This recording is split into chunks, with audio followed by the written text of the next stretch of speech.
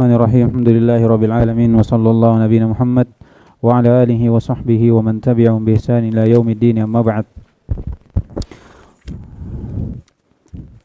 Qala rahimahullahu ta'ala faslun. Summa fi sunnati Rasulillah sallallahu alaihi wasallam fas-sunnatu tufassirul Qur'an wa tubayyinuhu wa tadullu alaihi wa tu'abbiru anhu wa ma wasafa ar-rasulu bihi rabbahu azza wa jalla min al-ahadits as-sihah allati talaqqaha ahlul ma'rifah bil qabul wajib al-imanu biha kadzalik. Sekarang masih menjelaskan, berbicara tentang sifat Allah Subhanahu wa taala, tapi sifat yang datang dari sunnah Nabi sallallahu alaihi wasallam. Sifat-sifat yang datang, sifat dan nama yang datang dalam Al-Qur'an ini sudah disebutkan oleh musannif rahimahullah. Dan dari Al-Qur'an kalau datang penetapan, penyebutan sifat dan nama, itu kita hanya melihat bagaimana pendalilannya.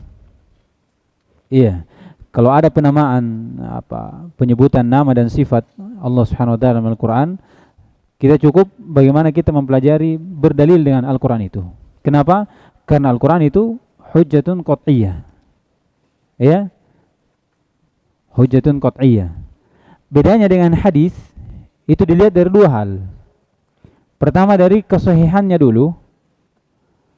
Kemudian yang kedua, bagaimana cara berdalilnya. Iya, jadi dibedakan. Kalau Al-Quran cuma dilihat bagaimana cara berdalil. Iya, tidak dilihat apakah dia sahih atau dhaif atau hasan. Iya, tidak. Adapun sunnah, ini dilihat dari dua sisi. Dari sisi kesahihannya dulu, yang pertama. Kalau sahih, baru kita belajar melihat bagaimana pendalilan, penetapan sifat Allah Subhanahu wa taala atau penetapan nama Allah Subhanahu wa taala. Bisa? Baik. Kata beliau rahimahullah, fasl, ini pemisah. Kemudian pada sunnah Rasulullah SAW, kemudian dalam pembahasan sifat juga datang dalam sunnah Rasulullah SAW. Itu maksudnya. Kata beliau, fas-sunnatu tufassirul Qur'an. Sunnah, ya, sudah berlalu ya. Sunnah secara umum adalah jalan. Iya, at-tariq. Baik itu sesuatu yang dipuji atau sesuatu yang dicela. Secara bahasa itu jalan. Adapun secara istilah ini ada umum, ada khusus. Ada umum, ada khusus. Kalau umum, iya, setiap apa yang ada Nabi SAW berada di atasnya dan para sahabatnya. Kullu ma kana alaihi Nabi SAW wa ashabuhu min aqidatin au amal. Ini sunnah secara umum. Jadi setiap apa yang berada Nabi SAW berada di atasnya, baik itu dari amalan ataupun akidah. Adapun secara khusus, ini bi'tibar apa? Funun al-ilm. Ya, dari usul fikih, ilmu hadis, ilmu fikih. Ya, ini berkaitan tentang jenis bidang masing-masing. Ya. Taib. Kata beliau, fas-sunnatu tufassirul Qur'an. Ini ittifaq dinukil oleh Syekh Islam Ibnu Taimiyah rahimahullah bahwasanya sepakat para sahabat dan para tabi'in bahwasanya sunnah itu menafsirkan Al-Qur'an. Sunnah menjelaskan apa yang ditunjukkan oleh Al-Qur'an dan mentakbir, mentafsil dari apa yang datang secara mujmal dari Al-Qur'an. Ini sepakat dinukil oleh Syekh Islam Ibnu Taimiyah rahimahullah bahwasanya sunnah itu menafsirkan Al-Qur'an, menjelaskan Al-Qur'an, menunjukkan terhadap Al-Qur'an apa yang datang dalam Al-Qur'an dan mentakbir, merinci dari apa yang datang dalam Al-Qur'an secara mujmal. Ya, ini jelas. Baik itu sunnah Nabi SAW secara fi'liyah, ya, secara fi'liyah, atau secara qauliyah, atau secara takririyah. Jadi sunnah ada 3. Dan ini semuanya menjelaskan Al-Quran, mentakbir Al-Quran. Baik sunnah Nabi SAW secara perbuatannya, ucapannya, ataupun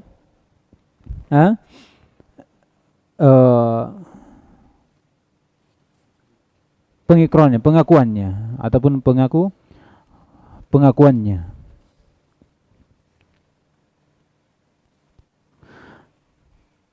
Disebutkan Ibnu Qayyim rahimahullah bahwasanya sunnah dengan Al-Quran itu di atas 3 sisi. Sunnah dengan Al-Quran bersama Al-Quran itu di atas 3 sisi. Yang pertama, sunnah itu sesuai dengan Al-Quran dari segala sisi. Jadi hukumnya satu, iya, pendalilannya satu, sesuai dengan Al-Quran. Jadi yang pertama, Al-Quran ma sunnah atau sunnah ma Al-Quran itu di atas 3 sisi. Yang pertama, sama pada hukum, ya, dari pendalilan. Yang kedua, sunnah menjadi penjelas, iya, penjelasan untuk apa yang datang pada Al-Quran, penjelas atau tafsir terhadap apa yang datang dalam Al-Quran. Kemudian yang ketiga, kata Ibnu Qayyim rahimahullah, Al-Quran itu datang untuk mewajibkan apa yang dalam Al-Quran itu tidak diwajibkan atau diam dalam kewajibannya, dan memberikan hukum haram dari apa yang Al-Quran diam dari pengharamannya. Seperti itu. Jadi 3. Yang pertama, sesuai secara hukum. Pertama, sesuai datangnya pada hukum ataupun pada pendalilan. Yang kedua, Al-Quran atau sunnah datang untuk sebagai penafsir, penjelas untuk Al-Quran. Dan yang ketiga, itu sunnah itu menetapkan hukum wajib, misalnya pada apa yang Al-Quran diam pada hukum itu, atau datang untuk memberikan hukum haram pada apa yang Al-Quran diam pada pengharamannya. 3. Itu kesimpulannya secara umum, ya, supaya orang jadi jangan dibanding-bandingkan, ya, seperti al-bid'ah, ya. Perhatikan, karena dia menggunakan akal, jadi dia tidak ingin mengambil hadis berkaitan tentang sifat dan nama Allah Subhanahu wa taala dan sifat Allah pada hadis-hadis yang ahad. Iya, hadis ahad itu lawan dari hadis mutawatir. Sedikit yang meriwayatkan dari sahabat kepada Nabi SAW, ya, sedikit hadis ahad secara umum. Bahkan ada yang mengatakan hadis ahad itu hadis yang cuma 1 orang saja, gharib, hadis yang cuma 1 orang mengambil Nabi SAW. Permasalahan seperti ini, kalau datang dari sahabat 1 orang berkaitan tentang sifat, maka ini tidak bisa diambil secara pendalilan, karena meragukan, cuma 1 orang. Padahal pada permasalahan akidah, ya, permasalahan penting. Kemudian kalau didatangkan hadis mutawatir, ya, hadis mutawatir, apa dikatakan? Hadis mutawatir dimasuki oleh nasikh wal mansukh, ada khas wal umum, mutaraddid. Tidak bisa dipakai, bukan qat'iyah untuk dijadikan sebagai hujjah, dalil untuk menetapkan sifat Allah Subhanahu wa taala. Tidak bisa. Karena Allah Subhanahu wa taala Maha Agung. Tidak bisa datang dengan pendalilan yang seperti ini, yang kadang datang umum, kadang datang khusus, ya. Kalau begitu Al-Quran, apa jawabannya? Sama dengan mutawatir. Iya, sama dengan mutawatir. Apalagi Al-Quran ini cuma datang dari Jibril kepada Nabi Muhammad SAW. Satu. Ya. Apalagi dicampur dengan mujmal, mufassal, iya, muqayyad, mutlak, am, khos, nasikh, mansukh. Bukan qat'i. Tersisa apa? Tersisa apa? Hah? Akalnya sudah. Iya, tersisa akalnya. Oleh karena itu akal dia berdalilkan dengan apa? Qad istaqarra apa? Qad istawa bisrun 'alal iraqi. Iya, min ghairi sayfin wala damin mihraqi. Antum tolak hadis ahad, antum tolak hadis mutawatir, antum tolak Al-Qur'an, antum berdalilkan istiwa bermakna istila dengan bait syair yang datang dari Nasrani. Bagaimana caranya? Iya. Belum lagi bait syairnya diperselisihkan. Iya, subhanallah ya. Itu dari sesuatu yang ajaib. Ajaib. Kata beliau, wa ma wasafa ar-rasulu bihi rabbah. Dan apa yang Rasulullah SAW, ini intinya. Jadi kita harus menerima sunnah, ya. Apa yang datang dari Nabi SAW. Ini sudah pas-pas berlalu dengan penyebutan dari pembatal keislaman yang ke-9 tadi.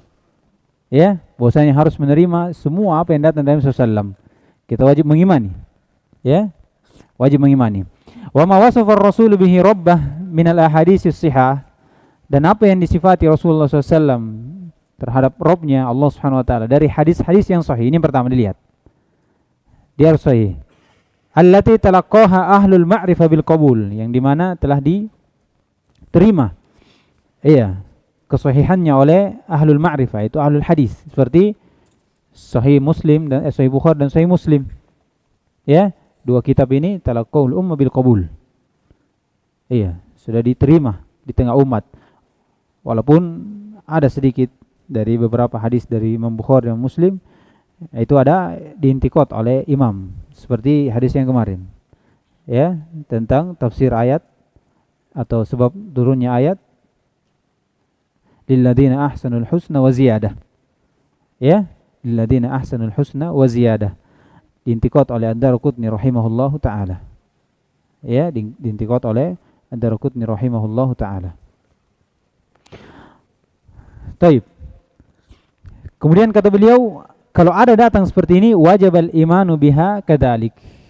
Sebagaimana datang dalam Al-Qur'an wajib diimani, begitu pula ketika datang penyebutan sifat dalam hadis wajib kita imani. Wajib kita imani. Kita terima. Ya, dengan kaidah penerimaan dari Ahlussunnah wal Jamaah. Bagaimana caranya?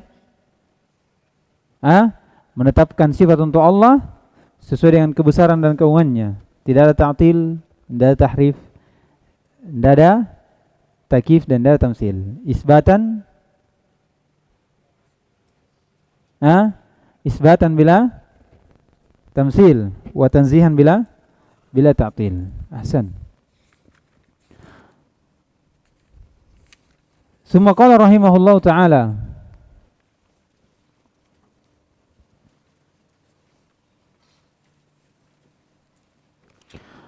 famin dhalika mislu qawlihi ta'ala, mislu qawlihi sallallahu alaihi wasallam, yanzilu rabbuna ila as-sama'i dunya kulla lailatin hina yabqa sulusal lail akhir.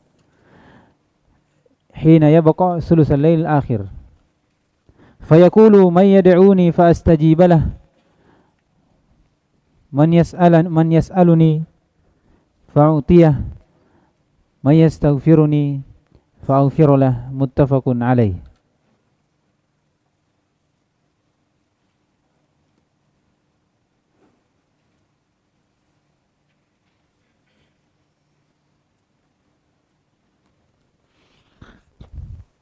Kata beliau, datangkan hadis, ada sedikit dari hadis Nabi SAW tentang penetapan sifat disebutkan musannif ini.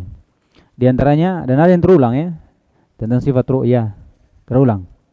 Sifat ulu juga mungkin terulang.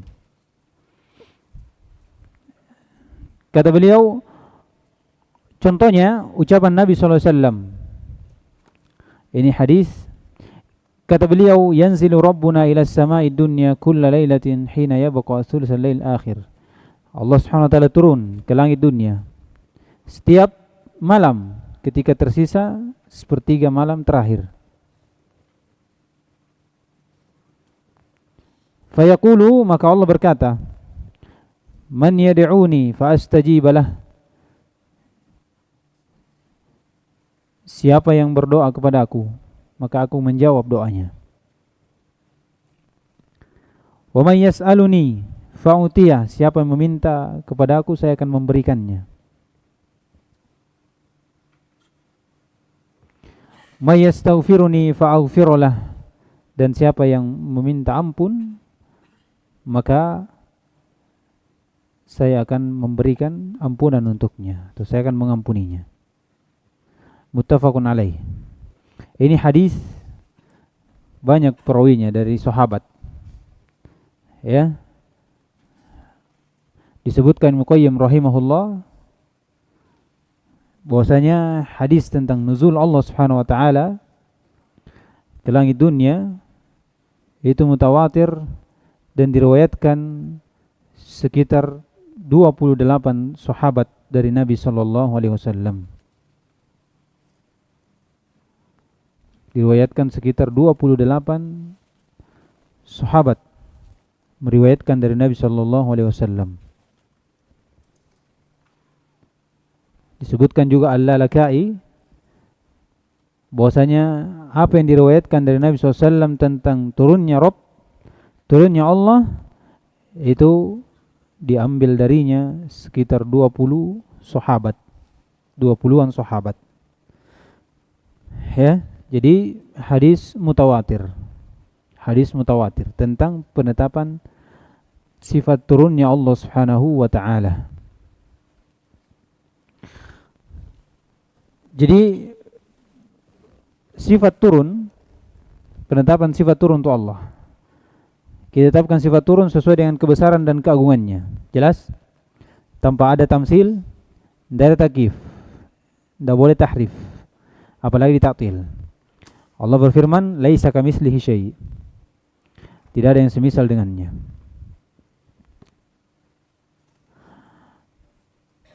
Dan sifat ini datang dalam hadis, datang pula dari ijma', dan datang juga dari Al-Quran, tapi secara pendalilan yang detail. Saya sudah sebutkan pendalilan dari Utsman bin Sa'id ibn Abi Sa'id Ad-Darimi, ya, dalam kitabnya Ar-Radd al-Jahmiyah, yang menetapkan nuzul Allah Subhanahu wa taala, nuzul ila samai dunya, nuzul ila al-jannah, wa nuzul yaumil qiyamah liqada' li fasl qada' bainan nas. Iya. Ini dia. Ada 3.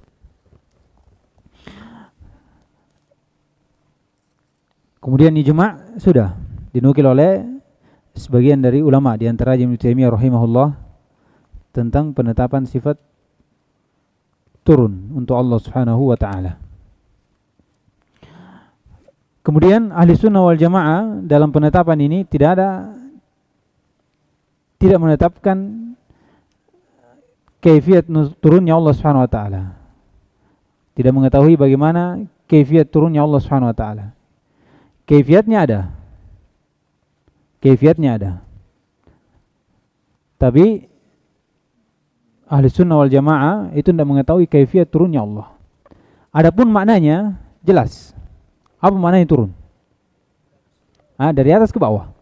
Itu turun. Dari atas ke bawah. Adapun dari seorang yang memfitnah Ibnu Taimiyah rahimahullah, disebut namanya Ibnu Battata kalau tidak salah. Battata. Dia menyebarkan fitnah kepada Ibnu Taimiyah. Dia mengatakan bahwasanya Ibnu Taimiyah pernah berkhutbah, disebutkan harinya, tanggalnya. Kemudian Ibnu Taimiyah mengatakan turunnya Allah seperti saya turun ke mimbar. Begitu fitnahnya. Dan ini fitnah tidak benar. Karena hari yang disebutkan tatkala dia katakan Ibnu Taimiyah pernah berkhutbah kemudian dia mempermisalkan turunnya Allah Subhanahu wa taala seperti turunku, itu dalam keadaan Ibnu Taimiyah di penjara. Jadi fitnah untuk ulama yang mengatakan bahwasanya Ibnu Taimiyah mengkaifiat sifat turunnya Allah Subhanahu wa taala. Dia mengatakan turunnya Allah seperti saya turun dari sini. Ini disebutkan oleh Ibnu Battah. Iya, Ibnu Battah. Jadi ini tidak ada kaifiat terhadap kita tidak menafikan kaifiat, tapi kita tidak mengetahui kaifiat sifat turunnya Allah Subhanahu wa taala. Adapun maknanya kita ketahui. Turun, iya turun dari atas ke bawah. Tapi turunnya tidak bisa kita permisalkan bahwasanya turunnya sebagaimana turunnya makhluk dari genteng. Iya, dari mana? Dari palpo misalnya turun dari atas turun ke bawah. Pakai tangga turun, jalan kaki, seperti itu. Kita tidak bisa katakan Allah turun seperti itu juga. Iya, Allah turun seperti itu juga. Kemudian selanjutnya permasalahan tentang sifat nuzul. Sifat nuzul ini adalah sifat apa? Sifat fi'liyah. Ubaid. Sifat fi'liyah, apa dobitnya? Jangan sampai anda tahu sifat fi'liyah tapi anda tidak tahu apa dobitnya.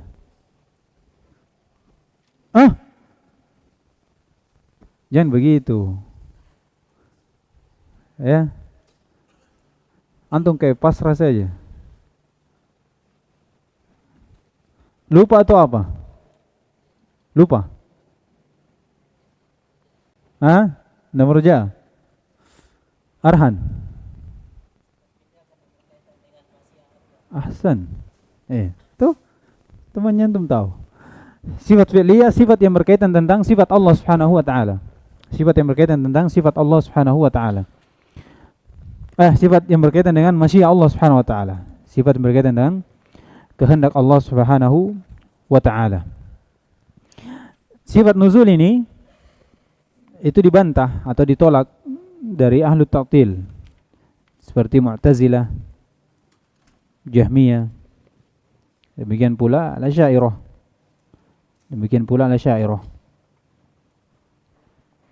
Cuman perbedaannya cara penolakannya berbeda.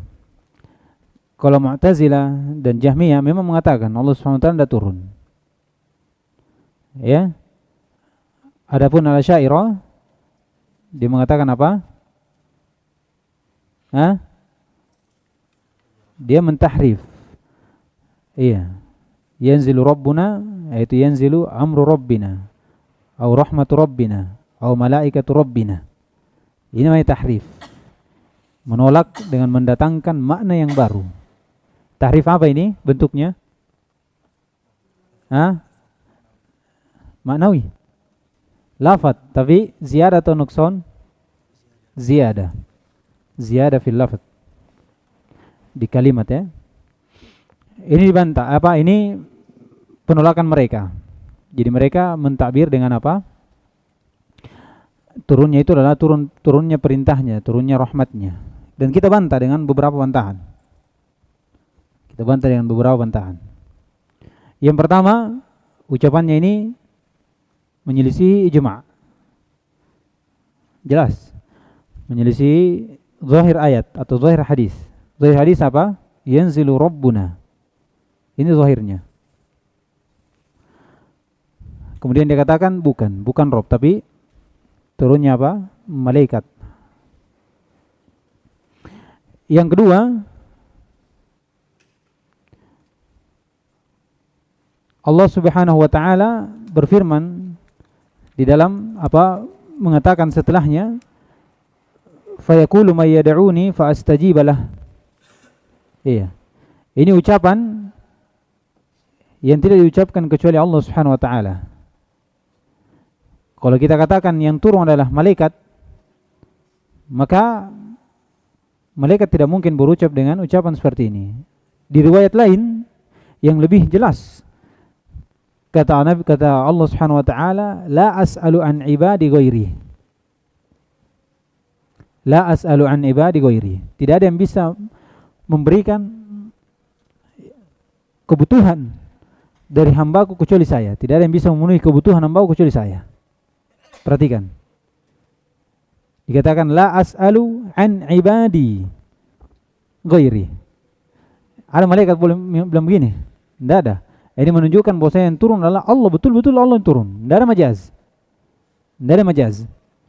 Jadi ini ucapan, di akhir dari ucapan Allah Subhanahu wa taala ini menunjukkan bahwa yang betul-betul turun adalah Allah Subhanahu wa taala. Kalau dia katakan yang turunnya adalah perintah atau rahmat atau malaikat, maka ini batil. Dari beberapa sisi. Yang pertama tadi, yang kedua, malaikat itu turun bukan cuma di sepertiga malam terakhir. Begitu pula rahmat Allah Subhanahu wa taala. Begitu pula perintah Allah tidak terkhusus pada sepertiga malam terakhir. Sepertiga malam terakhir. Bahkan lihat, ini mereka berdalilkan bahwa yang turun adalah rahmat Allah. Malaikat Allah atau perintah Allah. Ini orang-orang yang mengatakan, yang menolak sifat turun, itu yang menolak sifat apa? Ulu. Iya kan? Yang menolak sifat ulu. Sekarang Al-Asy'ariyah yang dengan lantangnya menolak sifat ulu. Ya? Mereka mengatakan yanzilu rabbuna yanzilu amru rabbina. Pertanyaan untuknya. Perintah Allah turun dari mana? Malaikat Allah turun dari mana? Rahmat Allah turun dari mana? Hah? Dari mana datangnya rahmat Allah? Dari Allah. Sekarang turun dari mana? Jawabannya dari atas.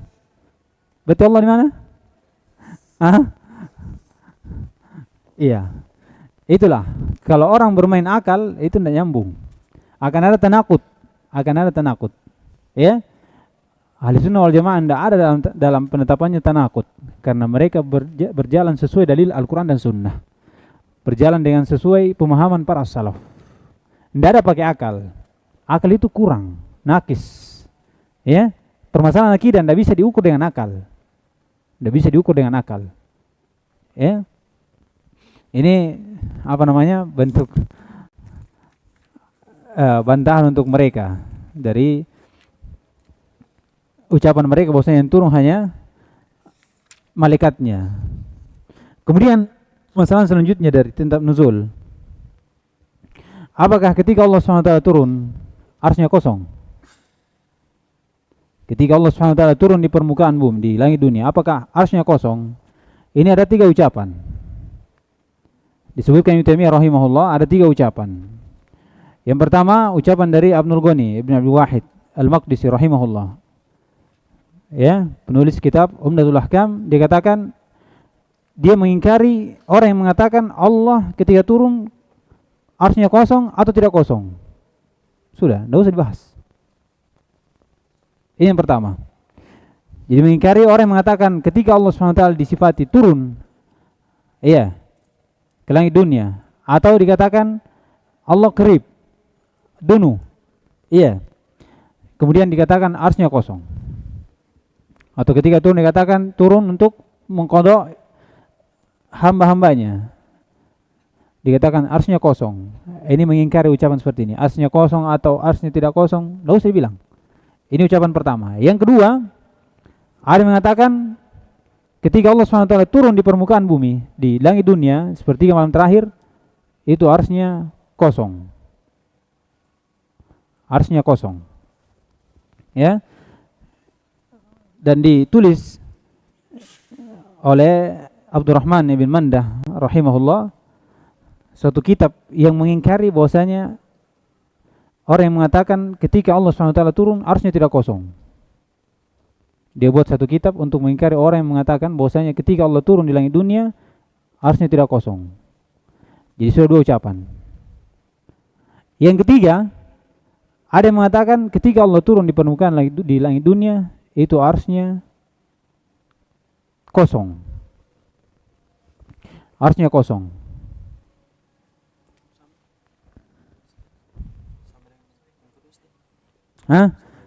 Yang kedua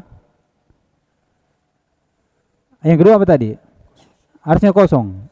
Kemudian Ibnu Manda menulis kitab mengingkari siapa yang mengatakan Allah ketika turun arsy-Nya tidak kosong, maka apa tidak? Dia mengingkarinya ya, dia mengingkarinya. Yang ketiga, apa sih yang tadi? Ada yang mengatakan yang ketiga ini, dan ini yang paling dekat. Dikatakan ketika Allah Subhanahu wa taala mensifati dirinya turun, ya, tetap Allah Subhanahu wa taala tinggi di atas arsy-Nya. Jadi ketika Allah Subhanahu wa taala mensifati dirinya turun di langit dunia, itu tetap Allah Subhanahu wa taala berada di atas semua makhluknya, tinggi di atas arsy-Nya. Tinggi di atas arsy-Nya.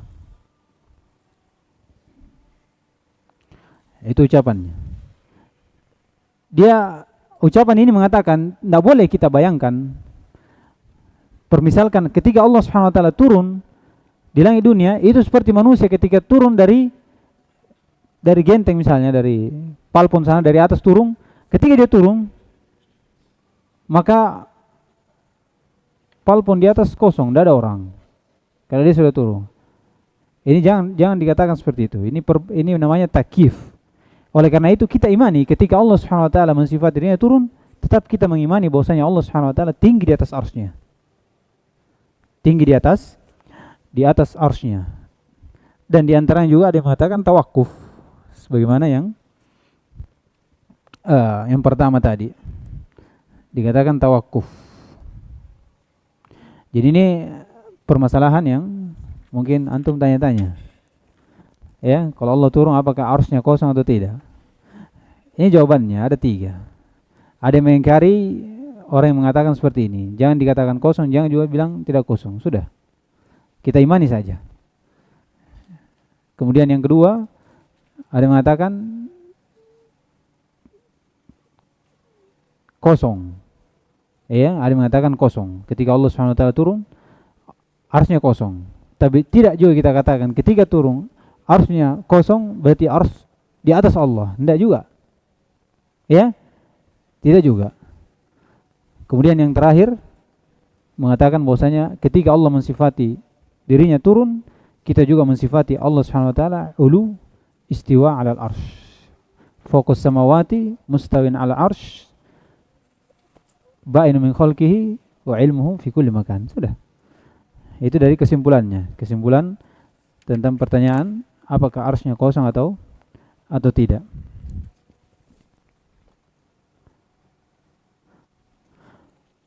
Taib. Selesai. Saya mau ambil